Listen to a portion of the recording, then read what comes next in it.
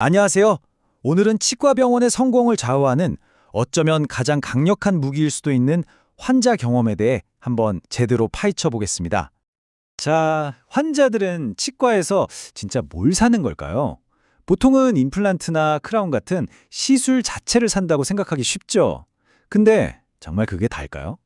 환자가 우리 병원에서 돈을 내고 얻어가는 게 과연 무엇인지 한번 근본적인 질문을 던져보겠습니다.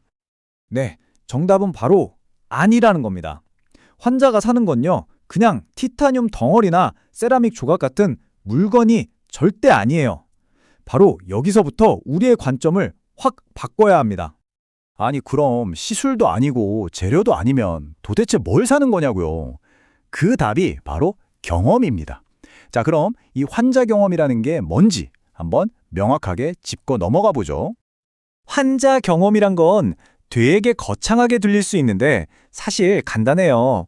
환자가 우리 병원 이름을 처음 듣거나 간판을 보는 그 순간부터 시작해서 예약 전화를 하고 병원에 들어와서 진료를 받고 계산하고 문을 나서는 그 모든 과정, 그 모든 여정에서 느끼는 감정, 생각, 느낌, 이 모든 걸 합친 거라고 보시면 됩니다. 이 경험이라는 게 무슨 거창한 이벤트가 아니에요. 오히려 정말 사소하고 눈에 잘 보이지도 않는 그런 작은 순간들이 모여서 만들어지는 거죠.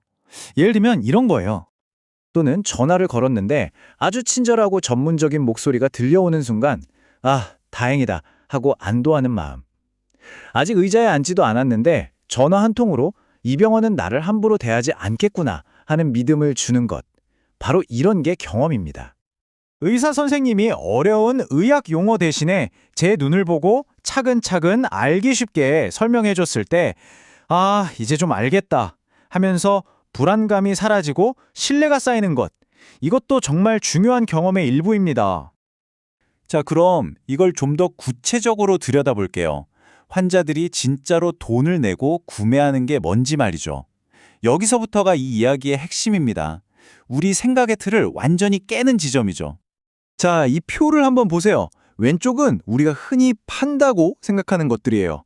임플란트 픽스처, 수술 재료, 의사의 학위, 그쵸? 하지만 환자가 실제로 돈을 내고 사는 건 오른쪽에 있는 것들입니다. 임플란트 쐐기둥이 아니라, 아, 이제 고기를 마음껏 씹을 수 있겠다는 그 즐거움. 비싼 수술 재료가 아니라, 이제 아프지 않겠구나 하는 두려움으로부터의 해방감. 그리고 의사의 명문대 졸업장이 아니라 데스크 직원이 건네는 따뜻한 인사 한마디에서 오는 그 편안함. 이걸 파는 겁니다, 우리는. 이렇게 잘 만들어진 환자 경험은요, 우리 병원 주변에 아주 깊고 넓은 해자를 파는 것과 같아요. 성을 지키는 강물처럼요. 옆 병원이 최신 장비를 들여놓고 가격을 할인해도 우리 병원이 주는 이 특별한 경험은 절대 쉽게 따라하거나 뺏어갈 수가 없어요. 이게 진짜 강력한 경쟁력인 거죠. 그럼 이렇게 강력한 해자를 어떻게 만들 수 있을까요? 자, 방법은 크게 두 단계로 나뉩니다. 근데 여기서 중요한 건 순서예요. 첫 번째 단계는 뭔가 대단한 걸 더하는 게 아니에요. 오히려 그 반대입니다. 바로 부정적인 것들을 없애는 것에부터 시작해야 합니다. 이걸 아주 체계적으로 접근할 수 있는 방법이 있는데요. 바로 우리의 6가지 감각을 통해서 보는 거예요. 환자가 우리 병원에서 눈으로 보는 것, 귀로 듣는 것, 코로 맡는 냄새, 혀로 느끼는 맛, 피부로 느끼는 촉감, 그리고 마지막으로 마음으로 느끼는 감정까지. 이 6가지 영역에서 불쾌한 경험이 없도록 관리하는 거죠. 불교에서 말하는 안이비설신해, 딱 그 개념입니다. 자, 그러니까 아무리 예쁜 장식을 해도 집 바닥이 울퉁불퉁하고 쓰레기가 널려 있으면 좋은 집이 아니잖아요. 똑같습니다. 환자에게 감동을 주기 전에 먼저 치과하면 떠오르는 그 본질적인 공포, 통증, 불편함, 이런 부정적인 경험들을 아주 집요하게 찾아서 없애야 합니다. 이게 가장 기본이고 가장 중요합니다. 예를 들어서 환자의 신체적 불편함을 줄이는 방법만 해도 이렇게나 많아요. 입을 너무 크게 벌리지 않게 하는 것, 중간중간 쉬는 시간을 주는 것, 기구가 입술을 누르지 않는지 세심하게 살피는 것, 그리고 치료 중에 얼굴에 물 튀는 거, 이거 은근히 신경 쓰이거든요. 이런 걸 막아주는 거. 또 어쩔 수 없이 조금 아플 것 같으면 자, 이제 조금 불편할 수 있어요 하고 미리 말해주는 것. 이런 사소한 배려들이 모여서 환자의 경험을 완전히 바꿔놓습니다. 몸이 편안해졌다면 그 다음은 마음입니다. 사실 이게 더 중요할 수도 있어요. 환자의 감정을 관리하는 거죠. 예약 시간보다 너무 오래 기다리게 하진 않는지, 치료 과정이나 비용에 대해 환자가 제대로 이해하고 있는지, 그리고 내 말을 잘 들어주고 있구나 하는 느낌을 받게 하는 것. 이런 것들이 환자의 불안감을 잠재우고 신뢰를 줍니다.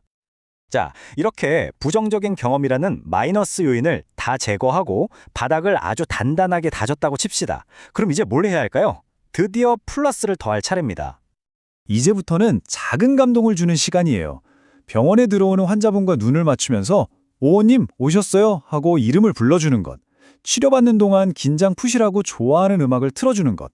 아니면 치료 잘 받았다고 격려해주고 나갈 때 작은 선물을 건네거나 다음 날 괜찮으신지 안부 전화를 거는 것. 이런 작은 플러스들이 모여서 아, 이 병원은 정말 다르다는 특별한 기억을 만드는 겁니다. 자, 그럼 이 모든 걸 정리해 봅시다.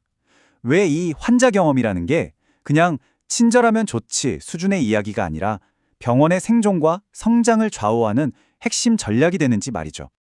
결국 이겁니다. 원장님의 임상 실력, 물론 너무나 중요하죠. 기본 중에 기본입니다. 하지만 환자는 원장님의 그 화려한 손기술을 눈으로 직접 보거나 감각할 수가 없어요. 환자가 온몸으로 느끼는 건 결국 경험입니다. 최고의 실력과 최고의 경험, 이 두 가지가 하나의 톱니바퀴처럼 딱 맞물려 돌아갈 때 비로소 병원은 폭발적으로 성장할 수 있는 겁니다. 환자 경험은요, 마치 그 사람의 인격과 같아요. 쉽게 흉내낼 수도 없고 돈으로 살 수도 없죠. 오랜 시간 동안 진심을 다해 차곡차곡 쌓아 올려야만 만들어지는 겁니다. 이게 바로 우리 병원만이 가질 수 있는 그 누구도 복제할 수 없는 고유한 시그니처가 되는 겁니다. 자, 이제 마지막으로 스스로에게 이 질문을 던져보셨으면 합니다. 우리 병원은 과연 환자에게 어떤 경험을 팔고 있는가? 우리가 이걸 의도적으로 설계하고 있든 아니면 그냥 내버려두고 있든 간에 우리 병원은 지금 이 순간에도 분명히 어떤 경험을 환자에게 팔고 있습니다. 과연 그 경험은 어떤 모습일까요?